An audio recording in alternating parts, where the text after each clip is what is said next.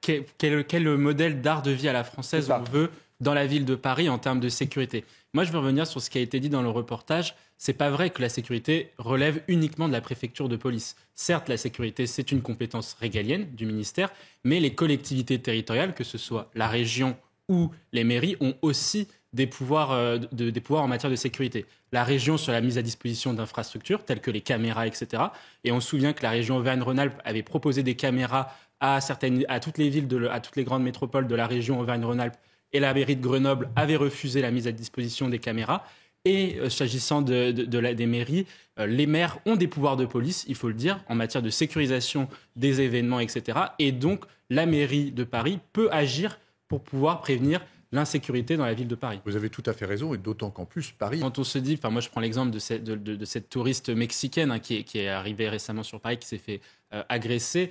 Quand on est une touriste mexicaine et qu'on va dans la ville de Paris pour profiter 3 semaines de l'art de vivre à la française, de pouvoir d'ailleurs même aller dans d'autres capitales ensuite après européennes, on ne se dit pas je vais me retrouver au Guatemala ou dans les coupes-gorges d'Amérique centrale. Et la situation, c'est que la ville de Paris s'est tiers-mondisée à ce niveau-là et de fait, l'insécurité a explosé. Alors on va parler justement des moyens. Moi, ce rapport de la Cour des comptes, il attire mon attention sur 3 points qui me paraissent vraiment essentiels. Le premier élément, c'est que ce n'est pas parce que vous augmentez les moyens, et d'ailleurs dans toutes les administrations, les moyens d'administration, que les policiers seront mieux payés, mieux formés, mieux équipés. Ça, c'est le premier élément. Le deuxième élément que je vois, c'est que les dépenses de personnel sont beaucoup plus importantes que les dépenses d'équipement, et donc vous avez une paupérisation de la fonction des fonctionnaires de police qui parfois s'achètent leur propre matériel, ce qui est invraisemblable.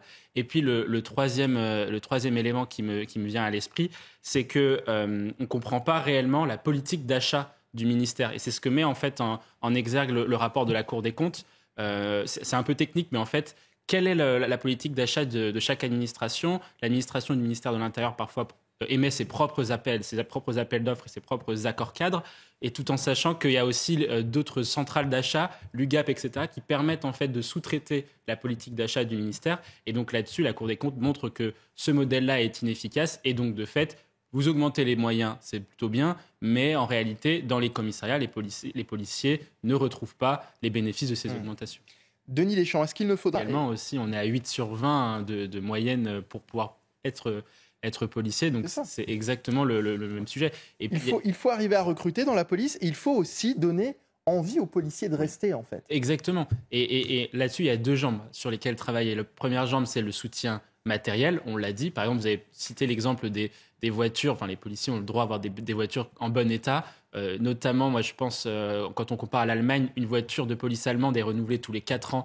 En France, c'est tous les 6, 7, voire 8 ans. Et ensuite, le deuxième point, c'est le soutien immatériel. Et là-dessus, ça passera par le soutien de la hiérarchie, c'est-à-dire du commissaire jusqu'aux responsables politiques, toutes classes politiques confondues, que ce soit à droite, à gauche ou ailleurs.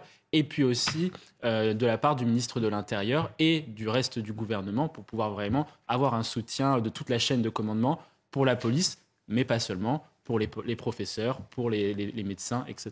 Un dernier mot, Denis Deschamps. Un dernier point. Complètement. Et en fait, on dit que c'est le président Macron qui s'est emparé du sujet. Il a été contraint aussi, parce que c'était aussi un texte qui avait été proposé par les oppositions de la NUPES, du Rassemblement national, même des Républicains, je crois. Et donc, il a intégré cette mesure-là a posteriori à son projet lorsque, justement, il y a eu le paquet des mesures pour le pouvoir d'achat. Non, cette mesure-là, évidemment, il y a 12 millions de personnes qui sont porteurs du handicap en France. On en connaît tous autour de nous. C'est une mesure qui va dans le bon sens parce que l'allocation adulte handicapé, aujourd'hui, dans le régime actuel, elle crée une double dépendance. C'est-à-dire que vous associez la dépendance du handicap à une dépendance financière vis-à-vis des revenus du conjoint.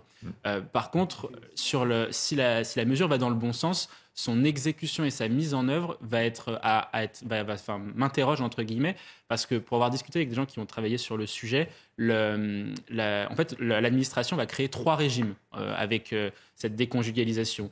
Premier point, c'est qu'elle va créer un régime, va maintenir le régime existant pour ceux qui sont dans une situation plus favorable qu'en cas de déconjugalisation.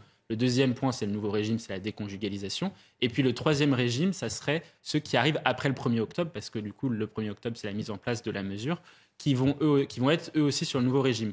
Et on sait en tout cas, en matière d'efficacité de politique publique, que suivre autant de régimes différents et d'inégalités de traitement différents entre les personnes, ça va être difficile à suivre pour l'administration.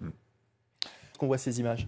Nous, on a travaillé sur cette question-là et en fait, ce qu'on voit, c'est que la délinquance, parce que là, ce sont des faits de délinquance, très clairement, est de plus en plus juvénile et c'est lié en partie aux réseaux sociaux, notamment Snapchat, Instagram, etc., pour lesquels, en fait, vous pouvez faire des lives vidéo et donc, entre guillemets, frimer auprès des autres.